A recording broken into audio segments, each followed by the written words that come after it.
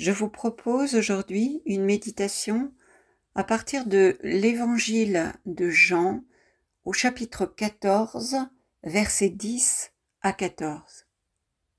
Les paroles que je vous dis, dit Jésus, je ne les dis pas de moi-même, mais le Père demeurant en moi fait ses œuvres. Croyez-moi, je suis dans le Père et le Père est en moi. Croyez du moins à cause des œuvres mêmes. En vérité, je vous le dis, celui qui croit en moi fera lui aussi les œuvres que je fais, et il en fera même de plus grandes, parce que je vais vers le Père. Et tout ce que vous demanderez en mon nom, je le ferai, afin que le Père soit glorifié dans le Fils. Si vous me demandez quelque chose en mon nom, je le ferai. Dans ce passage, le Seigneur insiste auprès de ses disciples pour qu'ils croient en sa parole, qu'ils croient que le Père est en lui et que Jésus, lui, est dans le Père. Et ce qui témoigne de la présence du Père en Jésus, ce sont les miracles et les signes qui accompagnent sa parole. L'apôtre Paul le dit lui-même dans la première lettre aux Corinthiens, au chapitre 2. « Frères, quand je suis venu chez vous, je ne suis pas venu vous annoncer le mystère de Dieu avec le prestige du langage ou de la sagesse. Mon langage, ma proclamation de l'Évangile n'avait rien d'un langage de sagesse qui veut convaincre, mais c'est l'Esprit et sa puissance qui se manifestaient, pour que votre foi repose non pas sur la sagesse des hommes, mais sur la puissance de Dieu. » Et Jésus le dit à ses disciples, « Croyez du moins à cause des œuvres même, des œuvres que je fais, que celui qui croit en moi fera lui aussi les œuvres que je fais, et même de plus grandes. » Mais la condition, c'est la foi. C'est que nous ayons la foi. Je voudrais vous rappeler un passage qui est également dans l'Évangile de Jean, au chapitre 6, verset 29. Jésus s'adresse à la foule qui le cherche et qui lui demande « Que devons-nous faire pour travailler aux œuvres de Dieu ?» Jésus leur répondit « L'œuvre de Dieu, c'est que vous croyez en celui qui l'a envoyé. » Et une fois retourné vers son Père, Jésus a envoyé l'Esprit Saint, cet Esprit qui nous fait crier vers le Père, notre Père, en lui disant « Abba, Père ». Paul nous rappelle cela dans Galates 4, 6. Il nous dit « Parce que vous êtes enfants de Dieu, Dieu a envoyé l'Esprit de son Fils dans vos cœurs, criant « Abba, Père ». Et c'est ce même Esprit, c'est lui qui travaille dans nos cœurs pour que nous ayons la foi. Cette foi dont Jésus parlait à Thomas en disant « Heureux ceux qui croiront sans avoir vu ». Mais nous sommes ainsi faits que nous avons toujours le désir de voir pour croire, alors que Dieu nous demande de croire pour voir.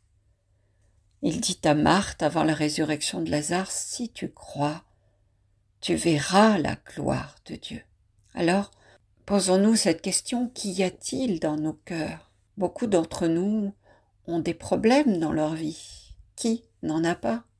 Des problèmes de santé, des problèmes de finances, de travail, de relations, de famille.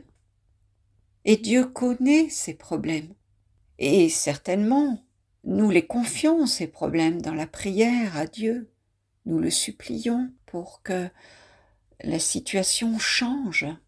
Mais nous sommes focalisés bien souvent sur le problème, plutôt que sur le moyen de faire grandir la foi en nous, la foi en Jésus-Christ, cette foi même qui relâchait dans les apôtres la puissance même du Christ et leur permettait de confirmer, de conforter la parole donnée par ces signes, ces miracles, qui nous disent que Dieu est là, qu'il est présent, qu'il est vivant, même si nous ne le voyons plus, Jésus, qu'il est vivant au milieu de nous et qu'il agit aujourd'hui comme hier, de la même manière. Oui, aujourd'hui, Dieu travaille dans votre cœur, dans mon cœur, pour y apporter la foi. Beaucoup de gens voudraient simplement que Dieu fasse quelque chose pour eux. Un peu comme on va consulter, je ne sais pas, un médium, un médecin spirit, il y en a tellement de praticiens de tous acabits, de tous ordres, à l'heure actuelle, praticiens de bien-être, et on leur donne beaucoup d'argent à tous ces gens-là. Ils vivent sur la misère du monde. Oui, beaucoup de gens veulent simplement une solution magique à leurs problèmes, alors que Dieu, lui, veut faire grandir la foi en nous. Ces gens qui veulent des solutions simplement à leurs problèmes recherchent les bénédictions de Dieu, mais ils n'ont pas toujours la foi en un Dieu de bénédiction. Ils veulent les bénédictions, mais ne cherchent pas vraiment le Dieu des bénédictions. Peut-être que simplement ils ne le connaissent pas, peut-être que simplement on ne leur a pas montré son existence. Ils ne l'ont pas vu à l'œuvre, parce qu'ils n'ont personne autour d'eux qui ait une foi suffisamment mature pour relâcher cette puissance divine. On pourrait se demander aujourd'hui où sont les apôtres. Bien sûr, les apôtres du temps de Jésus, on les voit à l'œuvre dans les actes des apôtres. Mais où sont les apôtres de notre monde contemporain? Dieu veut générer des apôtres dans notre monde actuel. Il en a besoin. Il a besoin que nous activions en nous la foi, que nous lui fassions produire à notre vie spirituelle la graine de foi qui va pouvoir se développer dans notre cœur à la manière de la petite graine de moutarde qui, dans la parabole de Jésus, devient un arbre si grand qu'il dépasse toutes les plantes potagères, au point que les oiseaux viennent y faire leur nid, viennent s'y abriter. Toute petite graine. Oui, le Seigneur dépose cette petite graine dans notre cœur. C'est peut-être une parole que vous avez entendue, mais il ne suffit pas de l'entendre une fois, à la messe, au culte. Et puis on s'en va, et puis cette parole, finalement, on l'oublie. C'est la petite graine tombée au bord du chemin qui finit par être étouffée par les soucis de la vie. Non, une graine que l'on va arroser soigneusement, en ruminant cette parole, en la gardant comme faisait Marie, comme nous dit l'évangile de Luc. Elle gardait cette parole dans son cœur, de sorte que la parole a fini par l'habiter tout entière. C'est ce que Dieu attend de nous, ce travail de la foi dans notre cœur. Dieu est décrit dans les évangiles comme un vigneron. Vous savez, la Bible décrit aussi parfois comme un jardinier. D'ailleurs, ce que je trouve assez touchant, c'est que lorsque Jésus ressuscite, lorsque Marie-Madeleine, la première, le voit dans le jardin où il lui apparaît, elle le prend pour le jardinier. Et je trouve ça très beau, parce que Dieu est vraiment un jardinier. Dans notre cœur, il veut faire pousser cette bonne graine de la foi, pour que d'autres puissent venir un jour s'y abriter, pour que cet arbre soit magnifique, ce qui dans notre vie s'enracine et produit du fruit. C'est ça la foi. En Jean 15, 1, il est dit « Je suis la vigne véritable, et mon Père est le vigneron.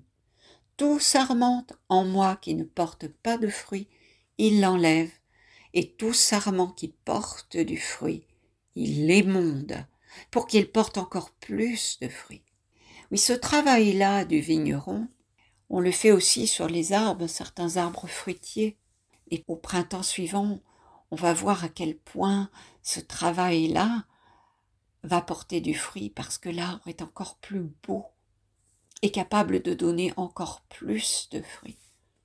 C'est cela le travail de l'Esprit Saint, à l'œuvre en nous, dans nos cœurs, pour produire la foi. Ces fruits du travail de l'Esprit Saint, c'est la foi en nous, une foi qui fait des miracles, une foi qui active, relâche la puissance de Dieu, puissance de vie, puissance de salut, puissance de guérison. Dieu veut que vous soyez une personne de foi, parce que les seules prières qui atteignent les cieux, notre Père qui est aux cieux, dit la prière de Jésus, sont celles qui viennent d'un cœur qui croit, qui ne doute pas. Dans l'évangile de Jean, au chapitre 20, on nous relate l'apparition de Jésus au milieu de ses disciples, alors que toutes les portes sont fermées du lieu où il se trouve, les portes étant closes, nous dit-on. Jésus apparaît à ses disciples. La première fois, Thomas est absent. Et puis, lorsqu'il apparaît à nouveau, le dimanche suivant, Thomas est présent. Thomas n'a pas cru à la résurrection de Jésus, il n'a pas cru les autres disciples qui lui ont dit « Nous avons vu le Seigneur ». Alors, 8 jours après, lorsque Jésus apparaît de nouveau, il dit à Thomas « Porte ton doigt ici, voici mes mains, avance ta main et mets-la dans mon côté, et ne deviens pas incrédule, mais croyant. » Alors Thomas lui dit « Mon Seigneur et mon Dieu », et Jésus lui répond « Parce que tu me vois, tu crois. Heureux ceux qui croient sans avoir vu. » Dans cette rencontre, après sa résurrection avec Thomas, nous voyons que Jésus condamne son incrédulité.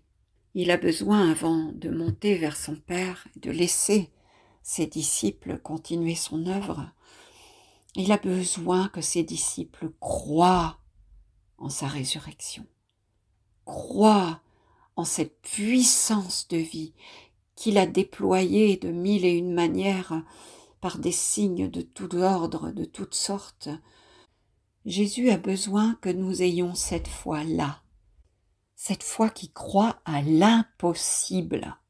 Car bien que Jésus ait annoncé sa résurrection aux disciples avant la Passion, ils ne comprenaient pas ce qu'il voulait dire, et même lorsqu'il est ressuscité et que Marie-Madeleine vient témoigner, ils ne croient pas.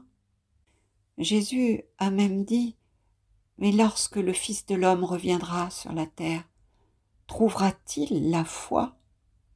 Bien sûr, nous pouvons nous dire que nous avons la foi en Jésus. Nous croyons, si nous sommes croyants, que Jésus est Fils de Dieu.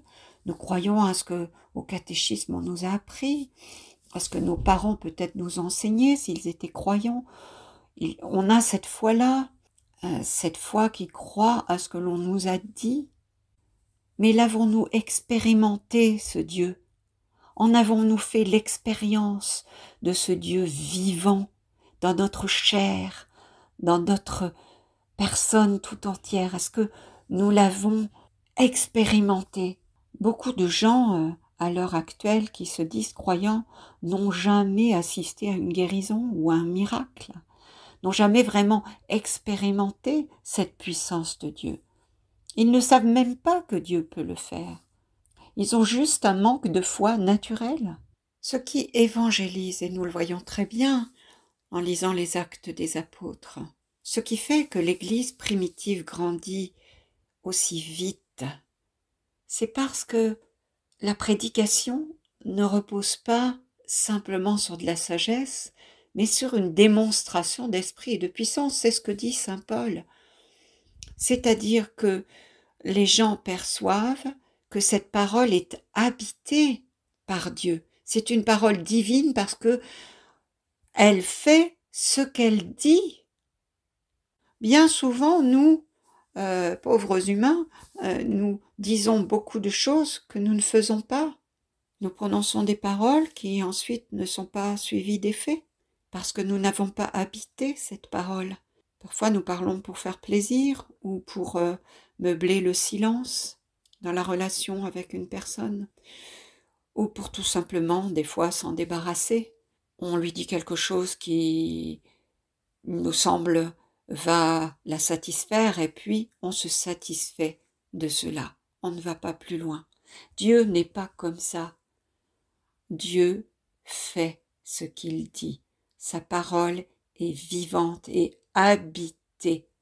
Que répond Jésus au possédé gérasénien, celui dont l'Évangile nous dit qu'il vivait dans les cimetières? On l'attachait, mais il défaisait toujours ses chaînes. Ce même homme que Jésus a délivré de ses démons, une fois qu'il a retrouvé son bon sens, comme nous dit le texte, cet homme demande à suivre Jésus. Et que lui répond Jésus? Va, retourne chez toi et raconte tout ce que Dieu a fait pour toi. Oui, nous avons besoin de ces témoignages. Nous avons besoin, pour que la foi entre dans notre cœur, cette foi d'un Dieu qui est bien vivant, agissant, un Dieu actuel, et non pas celui simplement qu'on lit dans un livre écrit il y a 2000 ans. Non, ce Dieu actuel, pour qu'on croie qu'il est bien vivant et qu'il peut agir aujourd'hui dans ma vie, qu'il peut me guérir, qu'il peut me sauver, qu'il peut me délivrer de ce qui me tourmente. Oui, cette foi-là, nous avons besoin de témoins, nous avons besoin d'en faire l'expérience ou d'écouter quelqu'un qui en a fait l'expérience dans sa propre chair. Dieu l'a touché, Dieu l'a guéri. Et lorsque j'écoute ce témoignage, je peux me dire si moi-même je suis concernée par cette même pathologie, cette même problématique, je peux croire que Dieu peut faire aussi cela pour moi. Il l'a fait pour quelqu'un. Et s'il l'a fait pour cette personne, ce n'est pas parce qu'elle le méritait plus que moi ou parce que Dieu l'aimait davantage. Non, c'est parce qu'à ce moment-là, il y avait la foi. Pas forcément la foi de cette personne-là, mais la foi de ceux qui l'entouraient. Un petit peu comme ceux qui ont accompagné le paralytique dans les évangiles et l'ont fait passer par le toit pour le descendre devant Jésus. Jésus a vanté leur foi, la foi de ceux qui accompagnaient cet homme, qui l'ont porté jusque-là. Oui, cette foi-là, je dois croire que Dieu peut le faire pour moi et qu'il veut le faire pour moi. Ainsi, Dieu œuvre pour produire la foi dans mon cœur. Et j'ai besoin d'écouter des témoignages comme cela. J'ai besoin d'être en contact avec des personnes qui ont cette foi-là, qui croient en tout cas que Dieu est bien vivant. Notre cœur est comme un jardin et on peut faire croître la foi dedans. Ou bien on peut laisser l'incrédulité grandir comme une mauvaise herbe. Un jardin, ça s'entretient. Ça s'entretient avec des paroles, de bonnes paroles. Ces paroles qui me font du bien, ces paroles auxquelles j'ai envie de croire, et plus je les répète et plus je me les redis intérieurement, et moins j'écoute les mensonges du démon qui voudrait me faire croire le contraire ou ma situation, plus je regarde vers Jésus avec cette parole dans mon cœur, sa parole, et bien plus je fais grandir la foi dans mon cœur.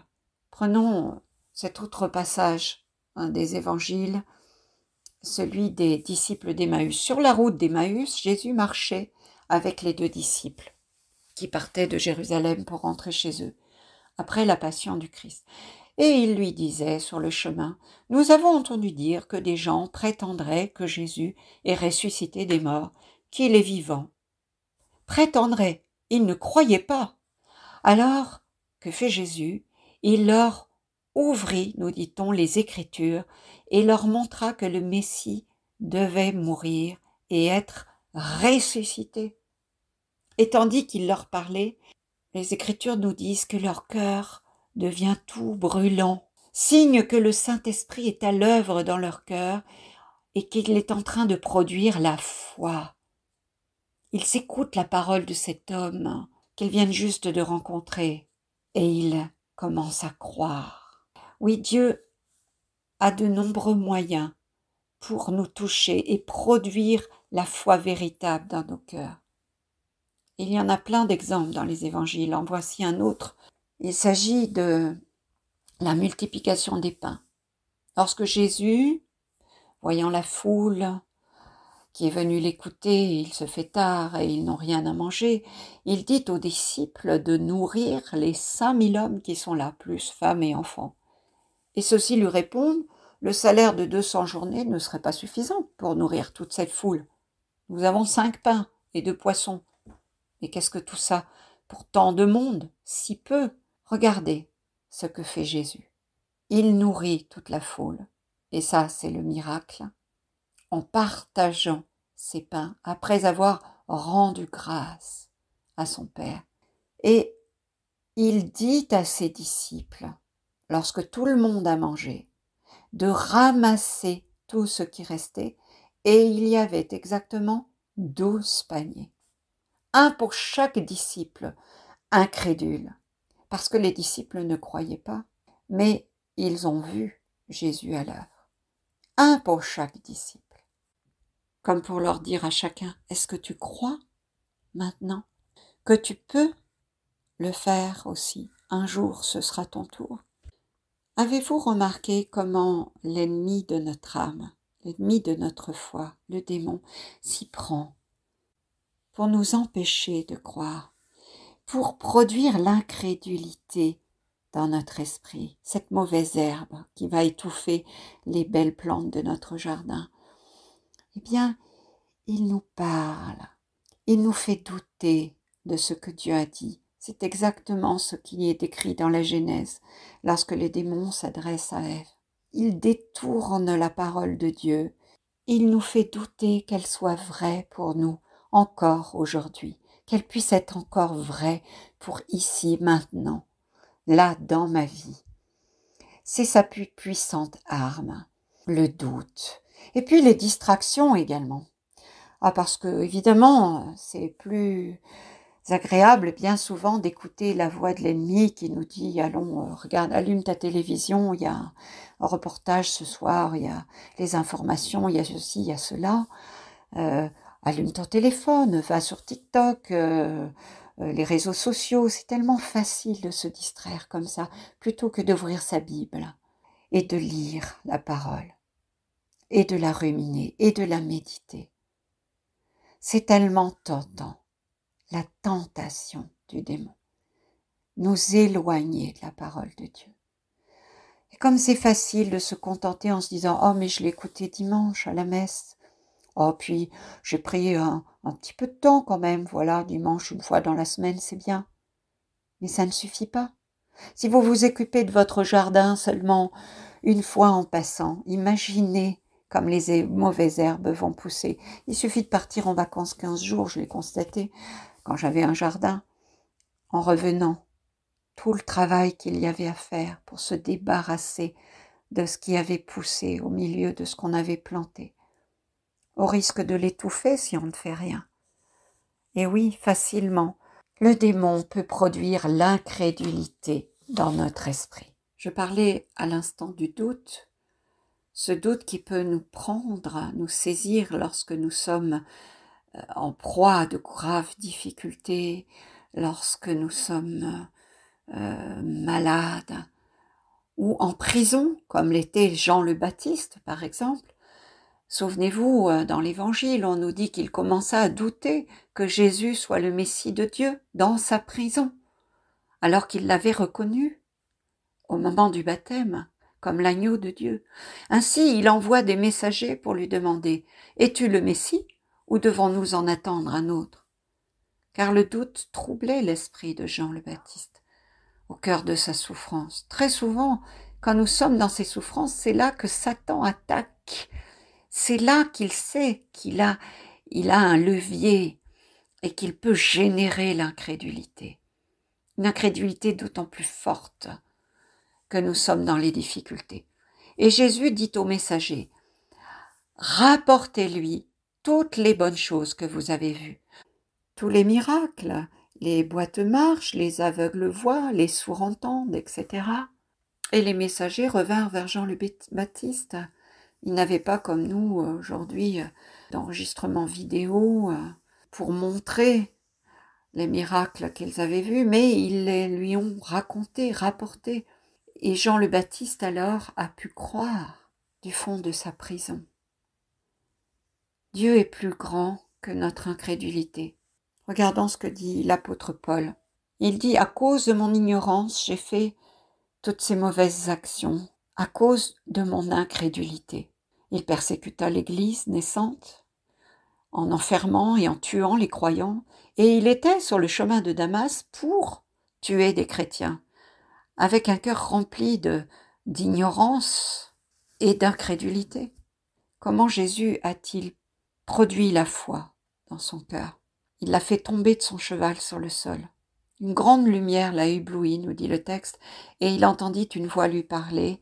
« Saul, Saul, pourquoi me persécutes-tu » Alors ce religieux dur, ce pharisien incroyant, est devenu l'apôtre que nous connaissons.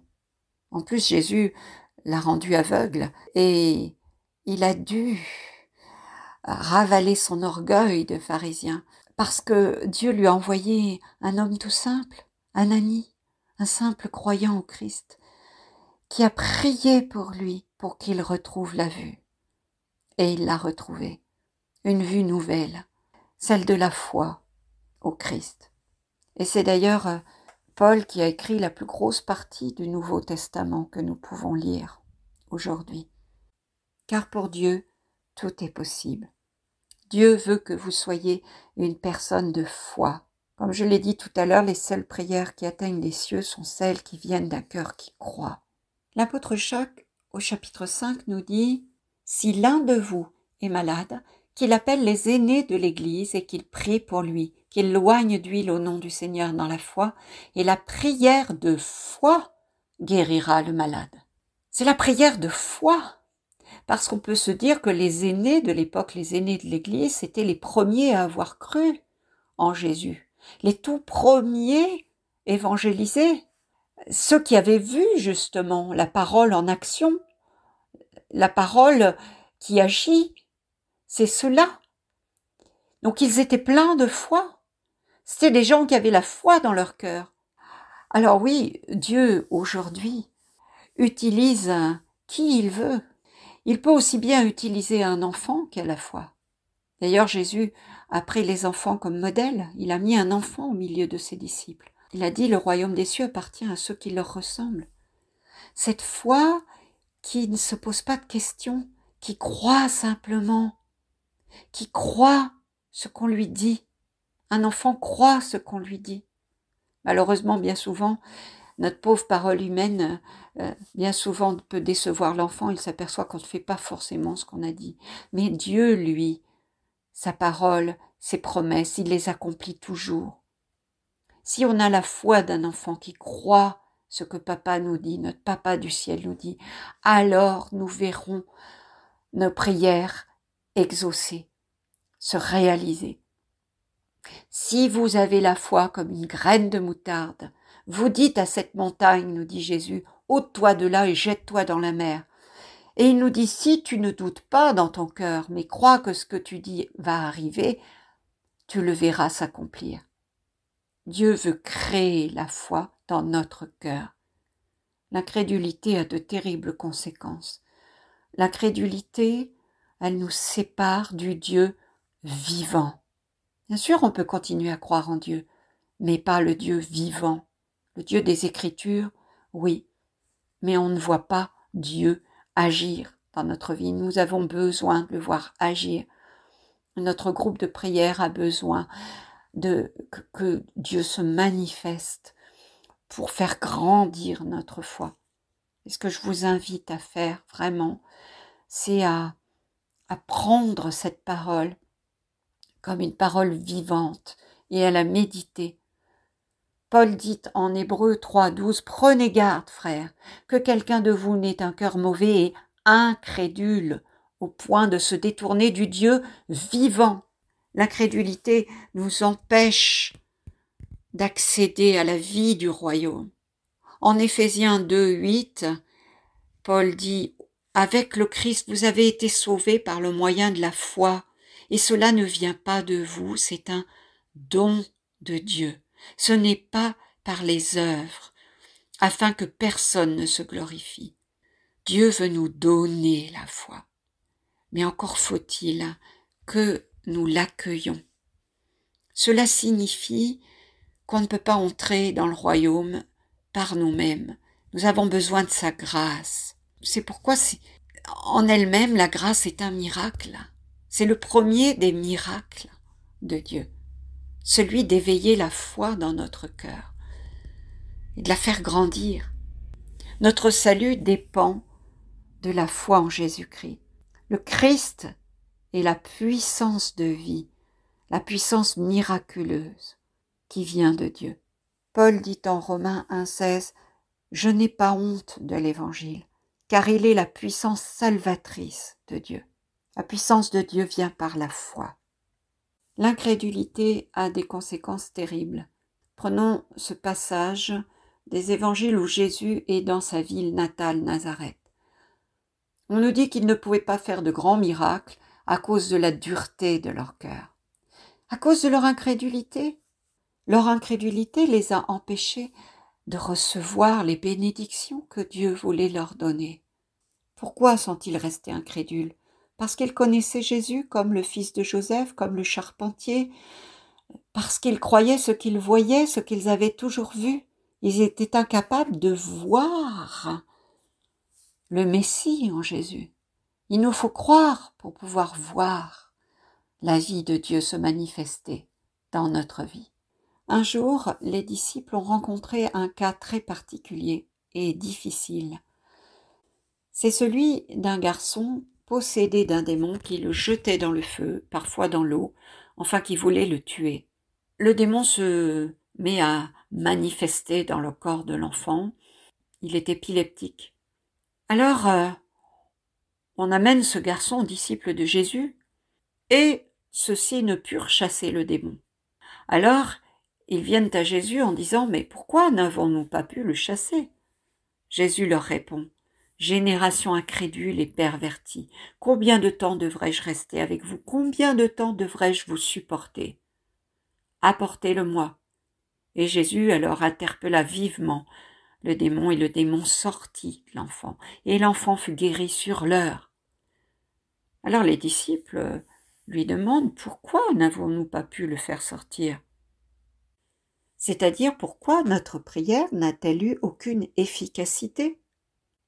Alors Jésus répond « À cause de votre manque de foi. » Et puis cette parabole, si vous aviez de la foi comme une graine de moutarde, vous diriez à cette montagne, etc. Rien ne vous serait impossible. Lorsque Jésus rencontre ses premiers disciples, ils ont un travail, ils sont pêcheurs. Et l'Évangile nous dit qu'ils ont pêché toute la nuit, sans rien prendre. C'est très dur quand notre travail ne produit rien. Jésus était un simple charpentier, il n'était pas pêcheur. Il vient vers ces pêcheurs professionnels expérimentés. Après avoir prêché la parole, et ça c'est important, ils l'ont entendu. Et il leur dit, lancez le filet de l'autre côté. Parce que Jésus sait bien qu'ils ont besoin de se nourrir, ils ont besoin de leur travail. Et on pourrait, nous, à leur place, se demander, oh, oui, j'ai pêché toute la nuit, et puis je connais mon travail, hein, c'est pas en plein jour que je vais prendre du poisson. Mais parce que Pierre a entendu Jésus prêcher aux foules, parce qu'il a entendu cette parole puissante du Christ, parce qu'il a vu cette parole du Christ agir, travailler. La foi est montée dans son cœur. Il commence à croire à la parole de cet homme. C'est pour ça que lorsqu'il lui dit « Lance ton filet », Pierre répond « Seigneur, nous avons péché toute la nuit, mais sur ta parole, je vais lancer le filet. » Et il lance le filet. Il croit la parole de Jésus. Il surmonte son incrédulité du départ face à quelqu'un qui est supposé ne rien connaître à la pêche. Et ils attrapent tant de poissons que la barque commence à couler. Ils ont besoin de l'autre barque pour venir les aider. Oui, Dieu veut remplir notre barque, la barque de notre vie, de ses bénédictions, au-delà de toutes nos attentes, au-delà de ce qu'on pourrait même imaginer. Il est capable de le faire. Mais est-ce que je crois que Dieu peut faire cela? Est-ce que je crois que quand je prie pour quelqu'un, Dieu veut la guérir, veut la sauver, veut la délivrer, veut son bonheur? Avoir la foi en un Dieu vivant, c'est passer de l'impossible, de ce que mes yeux me font voir, à ce que ma foi me dit, la foi qui est dans mon cœur, foi en la parole de Dieu, parce que Dieu est plus grand que mes circonstances. Est-ce qu'il y a quelque chose qui serait trop dur pour le Seigneur? Romains 4, 17 nous dit « Dieu qui donne la vie aux morts et appelle les choses qui n'existent pas comme si elles étaient. » Des choses qui n'existent pas. Ça veut dire que croire, c'est voir déjà ce qui n'existe pas. Ma foi s'appuie sur la parole de Dieu plutôt que sur mes circonstances. Ma foi me dit que la parole de Dieu dit vrai, même si tout dans ma vie en ce moment, par exemple, me semble me crier le contraire. Je choisis de croire la parole de Dieu et non mes problèmes. Dans l'évangile de Jean, Jésus nous le dit, « Tout ce que vous demanderez en mon nom, je le ferai. » Pourquoi? Afin que le Père soit glorifié dans le Fils.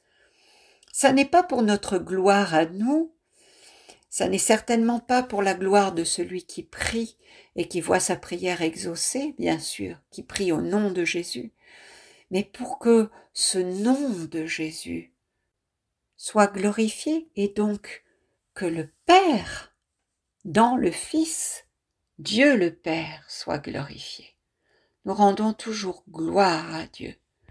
Alors n'ayons pas peur de prier pour ceux qui en ont besoin, de proclamer cette parole à temps et à contre-temps, comme nous dit la Bible.